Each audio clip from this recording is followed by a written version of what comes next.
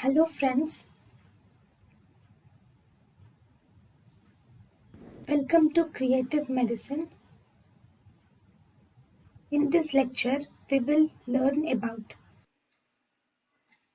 Osteoporosis. Osteoporosis. Estrogen will activate the osteoprotegerin protein and this will prevent the rank ligand binding with osteoclast and thus there will be no bone resorption. Risk factors of osteoporosis. Osteoporosis.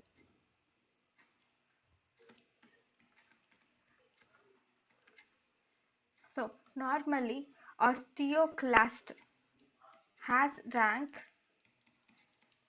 ligand receptor, whereas osteoblast, which will produce rank ligand, and this will bind to the osteoclast rank ligand receptor and thus causes a resorption of the bone.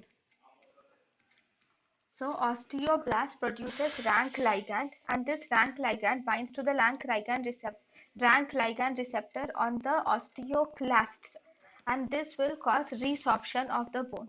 But if you give osteoprotegerin, this osteoprotegerin will inhibit the rank ligand to bind into rank ligand receptor and thus it will block this bone resorption.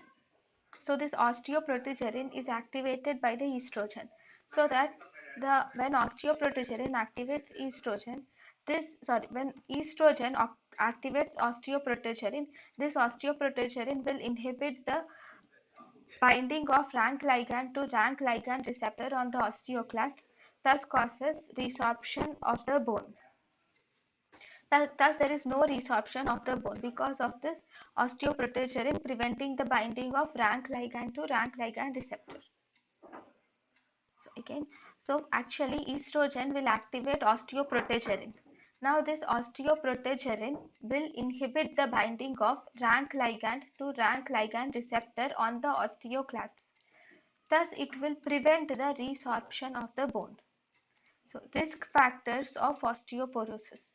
Is seen in white female or thin female who has sedentary lifestyle with less estrogen exposure in the life, with low calcium and vitamin D, excessive use of caffeine, smoking and alcohol, rheumatoid arthritis and drugs like heparin, corticosteroids, continuous gonadotropin releasing hormone, anticonvulsants and thyroxine. Most common fractures in osteoporosis include vertebral compression fracture, Colles fracture, head of femur, and tooth loss. Cal-